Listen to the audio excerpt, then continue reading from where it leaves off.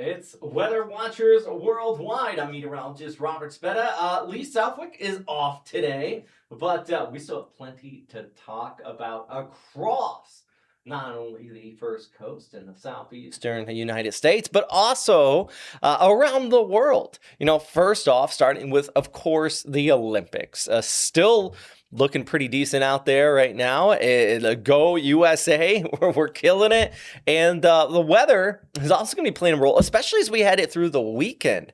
There could be some decent snowfall. We also got weather watchers worldwide. Yeah, some weather watchers from around the world sent in some pretty decent photos. I'll get to that. Plus, we got some pretty decent videos and some stories to talk about along the east and actually west coast. Yeah, lots going on out there today. So let's get right into it here on our 30-minute broadcast here on Weather Watchers Worldwide. First off, starting off with that satellite picture across Europe. And of course, here we're talking about the Olympics. In Milan, temperatures as we go ahead through the afternoon into the 50s, actually 52. It's very humid, a light southwesterly breeze. Not summer weather, but, it's kind of cool. Remember, though, got to always specify this. Sunny 50s, you might be thinking, okay, that's way too warm for the Winter Olympics. Milan is lower elevations here in Italy, where they have more Mediterranean climate, and a lot of the indoor events are there. Curling, figure skating, all of that stuff that's inside. Ice hockey. Cortina, which is up in the Alps, that is where you have slopes, anything with bobsledding, luge, anything that includes you being outside and on a mountain, that's where all that is, including things like cross-country skiing there. So they got a little snow there on their Thursday. Even Friday could see a little bit out there. But look off the coast of the Mediterranean. So I'm talking about right out in here. You see that low developing? Big old low, going to be spinning up there, pushing towards the east. And that's really going to deepen off of the west coast. So places like Rome, if anybody's visiting that area, really going to be looking at some messy, kind of wet and windy conditions. I think even a high wind advisory is in place at this time. All of that moisture is going to move over Milan. You're going to be looking at showers on Sunday, or Saturday, I should say, into or Sunday. But then eventually that moisture runs up the mountains, gets into the Alps. So Cortina is going to be looking at snowfall on Saturday. And then by Monday, also another round from an even deeper low off of northwestern Europe. That moisture is going to push across France and Germany and kind of spill over the mountains there too with another round of a snowfall. So plenty going on here.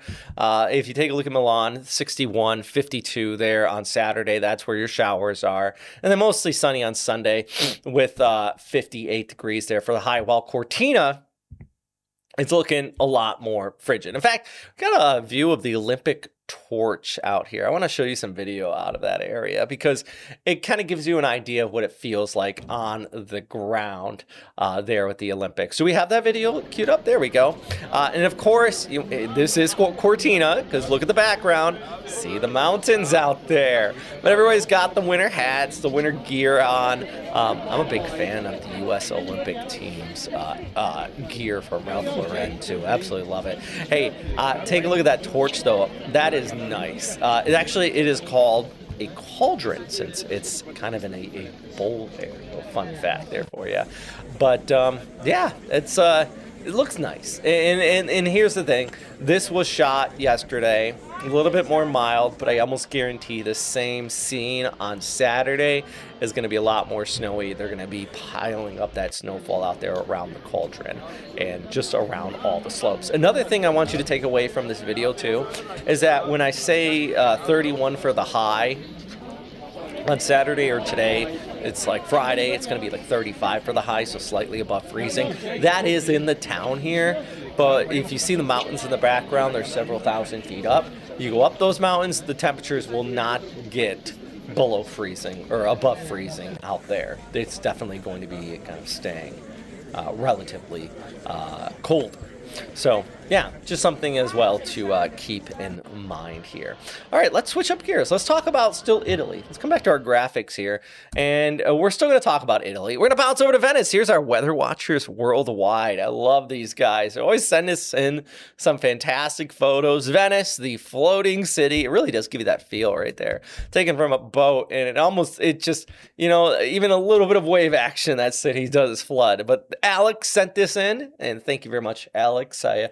I like to put out a little call for some weather watchers from around the world, and people just always seem to send in some great shots, like Danny here out of Bangkok. Thank you so much for shooting this one out of the capital of Thailand, and looking absolutely beautiful. They got the monsoon going on, the northeast monsoon, and you hear monsoon, you might think a lot of rain, but that's actually usually draws in cooler, drier air for that area, and it looks that way. It is the kind of fresher season for Bangkok there, when you kind of blow out any air pollution or anything like that. So thank you very much, Danny. Bringing it back closer to the first coast, Brenda sent in this photo. Beautiful. This is from our Thursday morning at Fernandina Beach, just north of Jacksonville, Florida.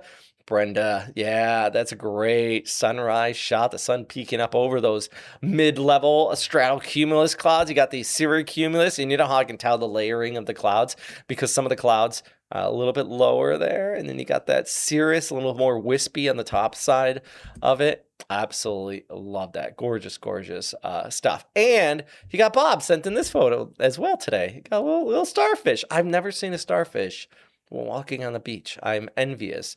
Anybody who caught that. And Bob right there, professional photographer, and we're always appreciative of his photos when they are sent in to our weather watchers page here.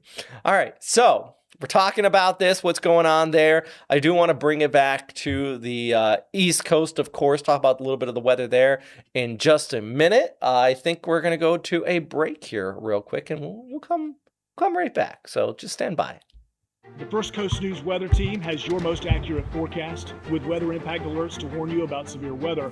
Our team is here to help you prepare and keep you safe. The First Coast News weather team is always on your side. Stream extended coverage on First Coast News Plus.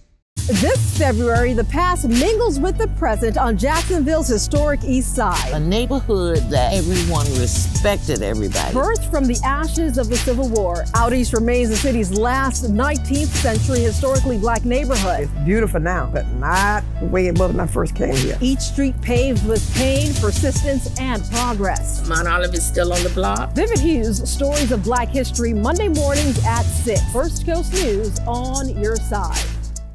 This month, we're pushing through traffic to follow the money. Transportation is really important. So we make it more affordable. Breaking down the dollars, the dangers, and what's next. We're very excited about this Better Together campaign. On the Move on Good Morning Jacksonville all month long, Tuesdays at 6 a.m.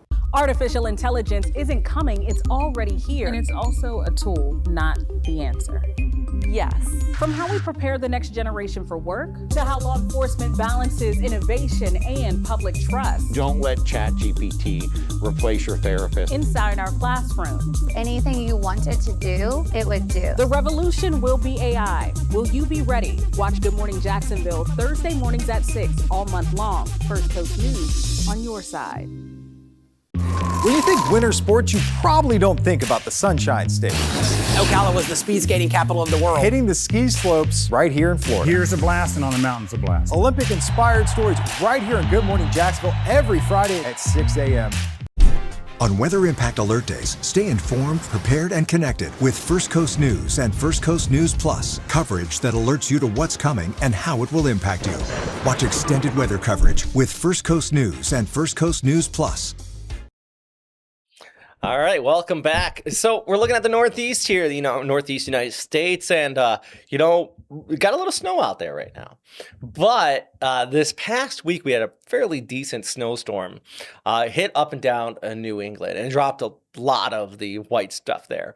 The issue is when you start talking about metro areas, it's not easy to remove the snow. And think about it. If the temperatures stay below freezing and you shovel it, where do you shovel it to? Just shovel it to a sidewalk? Well, then it's stuck there. Plows actually have to use dumpsters sometimes. So I got a reporter out of the Boston area. Let's talk about what they're struggling with this snow removal. It was trash day today, and it's pretty hard to get the bins out to the curb. Just snow that's built up in some of these areas. The struggle has been real in places like Jeffries Point in East Boston. Folks here, like in many parts of the city, don't know what else to do with all the snow. Some of it piled up, in other parts pushed aside, but never really going away. This winter sucks. Yeah. The city has struggled to keep up, and despite warnings against people using space savers, it seems to have fallen on deaf ears. These stubborn snow piles are not only a nuisance for drivers trying to find parking spots here in East Boston, but also pedestrians trying to walk on the sidewalks and first responders who need access to things like fire hydrants in case of an emergency. Over in Medfield, firefighters shared this video showing how long it takes to dig out a hydrant, noting how fires double in size every 30 to 60 seconds. And while Boston EMS says they've continued to navigate the snow without interruption, they admit that the recent storm and significant accumulation have made work inherently more challenging, particularly when extracting and moving patients. I think we all can do a better job of clearing the more common spaces if the city is not getting to it, but obviously it would be great if the city did get to it. One neighbor on Webster Street got fed up with the snow and space savers and just dealt with it himself. He didn't want to be interviewed, but shared these before and after photos of the cleanup. Exactly what Ben Bruno at Walk Up Roslindale has advocated for. I would like to see a better way to band together and change that culture and be more of helping each other out rather than I got mine, everyone stay away. These efforts are showing others that sometimes you just gotta dig yourself out of a problem. I think it's the spirit of this community, and that's why I like living here. We should all do our part.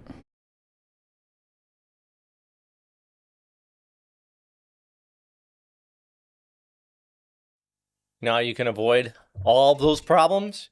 You move to Florida. Don't have to worry about that there. I tell you, we talked about the fire hydrants there. When I did work in Rochester, New York, they get around to like the snow piling up in the fire hydrants by placing these large kind of yellow bright poles on top of each of the fire hydrants. So during the summer, it does look a little weird. You're like, why is that there? And then you have to remind people like, oh, that's for when these snows come, and it just adds up. And they're even right there right now, they're actually getting some pretty decent snowfall there in Western New York, parts of the mountains, plenty of snow. But it's not only the East Coast dealing with severe weather out there today. If we bounce over to the West Coast, look at this low. That is a solid cutoff low just off the coast of San Francisco. Been just wrapping around some pretty messy winds and waves. In fact, in Santa Cruz, incredible story here. A boat just absolutely getting rocked by some large waves. So, in the spirit of sharing and some other reporters off up towards the West Coast, let's toss it over to them. Our friends over there with our NBC affiliate about this just absolutely incredible setup.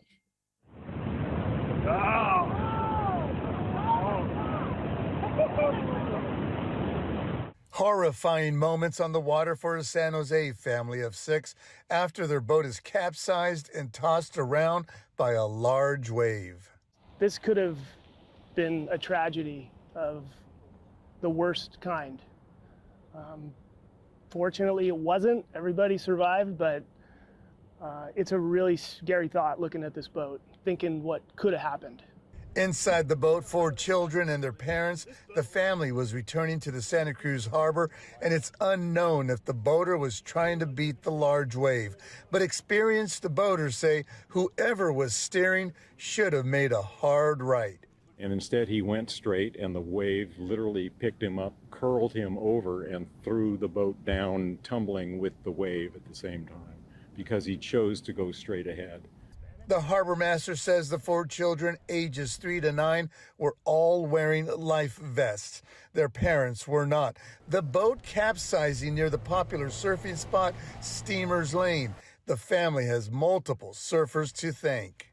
They banded together. They got a count on how many victims. They got victims on their boards. We had 6 people in the water very quickly on surfers' boards, and they were able to, they being the surfers, get them to the harbor boat and get them out of the water. Water conditions on Saturday, the day it happened, were rough. There were 8 to 12-foot swells, and staff at the harbor office warned the family not to go out on the water.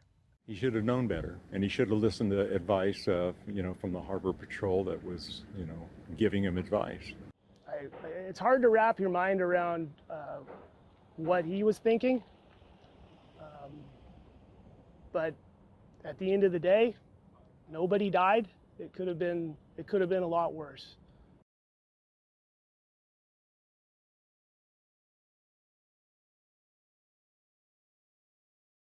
Wow. That's some scary stuff there. And one thing I really want to take away from that, several things, but one is that the kids were all wearing their life jackets. I mean, thank goodness, right? 2, shout out to the surfers who were all right there and provided that immediate assistance to make sure everybody was okay. But wow, that was just, it's incredible just the amount of damage and that everybody survived and got out of that. Okay there. Meanwhile, we bounce out over towards the East Coast, back to the East Coast, and let's talk about the weather in the southeastern United States. Of course, we're talking about the First Coast here, and if anything, we are First Coast News, so we got plenty to talk about out here, about what's been going on with this just absolutely, decent weather today, above average. We do have some rain in the forecast. So what we're going to do is go to another break here, and when we come back for our friends here across the First Coast, let's talk about your Valentine's Day weekend weather outlook. We'll be right back. The First Coast News weather team has your most accurate forecast with weather impact alerts to warn you about severe weather. Our team is here to help you prepare and keep you safe. The First Coast News weather team is always on your side. Stream extended coverage on First Coast News Plus. This February, the past mingles with the present on Jacksonville's historic East Side. A neighborhood that everyone respected everybody. Birthed from the ashes of the Civil War, Out East remains the city's last 19th century historically black neighborhood. It's beautiful now, but not the way it was when I first came here. Each street paved with pain, persistence, and progress. Mount Olive is still on the block. Vivid Hues, stories of black history, Monday mornings at 6. First Coast News on your side. This month, we're pushing through traffic to follow the money. Transportation is really important. So we make it more affordable. Breaking down the dollars, the dangers, and what's next. We're very excited about this Better Together campaign. On the Move on Good Morning Jacksonville all month long, Tuesdays at 6 a.m. Artificial intelligence isn't coming, it's already here. And it's also a tool, not the answer. Yes. From how we prepare the next generation for work to how law enforcement balances innovation and public trust. Don't let ChatGPT replace your therapist. Inside our classrooms. Anything you wanted to do, it would do. The revolution will be AI. Will you be ready? Watch Good Morning Jacksonville Thursday mornings at 6 all month long. First Coast News on your side. When you think winter sports, you probably don't think about the Sunshine State. Ocala was the speed skating capital of the world. Hitting the ski slopes right here in Florida. Here's a blast, and on the mountains a blast. Olympic-inspired stories right here in Good Morning Jacksonville every Friday at 6 a.m. On Weather Impact Alert Days, stay informed, prepared, and connected with First Coast News and First Coast News Plus. Coverage that alerts you to what's coming and how it will impact you. Watch extended weather coverage with First Coast News and First Coast News Plus. All right, friends. Thanks for being patient here, and let's talk about our weather for the Southeast, including, of course, the First Coast as we head through the weekend. Clear skies out there on our Thursday, and even heading into Friday, not looking too bad. We got 66 for the high. A little cooler. That's because we had a front move through here on our Wednesday. That's where all this kind of light rain came from. It was a little weak front. Sunrise 7:10, sunset at 6:13. Not too bad. But hey, just want to mention to you, as we go ahead into our Friday morning, we got a Crew 12, that is, launch coming from SLC 40 out there at Cape Canaveral. That is the SpaceX Dragon capsule aboard a Falcon 9, and they're going to be heading out to the ISS. Do remember, this is different than Artemis. aboard the SLC, the Space Launch System that's going to be going to the moon. That is deep space, vastly different than low Earth orbit, but still this one is going to be pretty cool to see if you are anywhere along the eastern seaboard. You don't have to be there at Titusville or Jacksonville for that matter, because it is going to be traversing from the south towards the north along the east coast and just prior to sunrise, so very easy and visible to see out there, that big bright fireball. But also just based on its trajectory and the weather forecast, I think you might be able to see a little jellyfish cloud, which basically is a big cloud that kind of forms up in the back end of these rockets. And we might see some noctilucent clouds, which just prior to sunrise, I would say the best time for viewing that would be around 6 to 6:30. When you get those upper level winds that start to skew around the contrails, and then you get the sun shining onto it before it hits us here on the ground, it creates just this like illuminating, thus nocturnal, luminescent clouds. There's a fun little fact for you. So Friday morning, I highly advise prior to sunrise, wake up, look towards the east. You'll be able to see these clouds. It's super cool to see. The weather is also going to be dry here on our Friday and Saturday, but Sunday we do have a weather impact alert in place because the rain is going to return with some scattered showers out there. You might even see it kind of trail over to Monday morning too. So for Valentine's Day, we got 73 there for the high. Looking like partly cloudy skies, not too bad out there. Good weather to go for a nice little romantic walk sunset. If you feel inclined to go watch the sunset together, that'll be at 6:14 p.m. A little east-southeasterly breeze coming on shore out there. But the weather's not going to be all too bad for Jacksonville and the First Coast here on our Valentine's Day. So no excuses, at least as far as the weather is concerned, not to go out there. Saturday morning, I'll be hosting this, the Lumpia run. You know, if you like your Filipino food, you know, you love lumpia. I work a lot with the Philippines, especially typhoon coverage. Been doing that since 2009. And we got a very, Jacksonville is one of the biggest Filipino communities on the East Coast. So we got a little 5K. Also been running a lot lately too. So perfect. Worlds collide. And the weather is going to be perfect for that during the morning if you plan on stopping by. Check them out. If you are in the Jacksonville area, it's at Ed Austin Regional Park. It starts at 8 a.m. And like I said, temperatures being in the 50s, the lower 60s. And we can talk about weather if you do stop by. You feel so inclined to talk about weather around the world. Why not? High pressure will be in play, though, for that. But let's rewind this. I went a little too fast. But by Sunday, we get those showers kind of working their way in. You see here, this is Sunday afternoon through the evening. Could even get a couple rumbles of thunder kind of mixed in there, right? Thus, we have that weather impact alert in place for Sunday. By Monday morning, you know, there's some wraparound rain that could be possible too. See that kind of light precip just around the morning commute and up to about lunchtime. Not nearly as heavy as what we're going to be seeing here on Sunday, but still there could be some kind of damp conditions with that. And then things do dry out by Monday night heading into our Tuesday here. Big question is the Daytona 500 though. We got thousands upon thousands of people descending on Daytona and they want to know, is it gonna rain? Answer is yeah, probably. Especially later on to the evening, that rain is going to start to arrive. And it's going to get damp out there at the very least. Is there going to be a rain delay? That's the big question, right? Any rain on the track will cause a delay. It really is quite interesting if you look at the statistics. Did you know that 4 of the last 6 Daytona 500, so if we go back to 2020, have been delayed by some sort of weather? 2024, it was even postponed until Monday last year with several rain impacts right after they threw the green flag. They got like several laps in and then it already caused a delay. Since the year 2000, nearly 40% of the races have been delayed.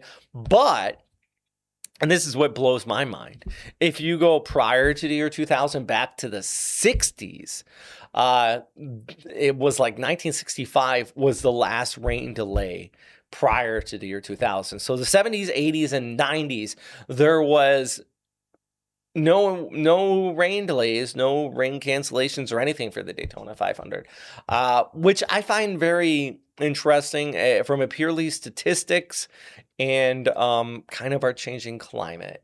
You could argue that the jet stream's dipping a little bit further towards the south with that warming climate. Warmer over the poles pushes it down. And in February, you get less of these Bermuda highs that dominate. You get more of these passing lows like we're seeing this weekend on the first coast. You can kind of get a higher chance of rain. Granted, we are at a drought at this point, so you can't take that. It's a very complex setup, but it's interesting purely based on statistics. That's all. I'll leave it at that. You can argue that or not, but statistics, what we're seeing out there at Daytona. So here's a look at Buddy Check today. Wear your pink. Fighting breast cancer. Friday, mostly sunny skies, 71 degrees. Saturday, we get up to 73 and nice and warm on Sunday ahead of that front. Before the rains do arrive, it will be at least a little bit balmy out there. It'll be looking pretty good. And then we get that front kicking on by. I just put rain on there for Monday morning because I think Monday morning we're going to see a little chance of some precip. 67 only for the high. So it gets a little bit cooler. And then we gradually work back up. And in fact, in the 10-day outlook, we're back into kind of the mid-80s by Thursday, heading over towards Friday. So we're getting closer and closer to that spring. Remember, Groundhog Day, which was back on the 2nd, is the exact halfway point between the winter solstice and the spring equinox. A fun little fact there. We need the rain, though. This was just updated today. Those areas in the red, that is an extreme drought pretty much all across the first coast. So we definitely need the rain. We still have fire weather dangers out there. The precip is absolutely needed and necessary. So we're going to continue to keep you posted on it. And at least I'm afraid that, this Sunday that rain will impact some of your plans. But yeah, like I said, we are in extreme drought, so it will be necessary. Anyways, that's a look at our weather watchers worldwide for today. I appreciate you guys sitting with me here, giving you an idea of what's happening around the world with our Olympic coverage, the big events on the East and West Coast, and of course, the local forecast for Jacksonville. More information can be found at firstcoastnews.com about everything I talked about here today. And yeah, we'll be back at 4:30. More of the Weather Impact Live, talking about your local weather here in Jacksonville. And of course, at 5 o'clock with your latest news and weather around the First Coast. As always, thanks for watching. And yeah, thanks for stopping by.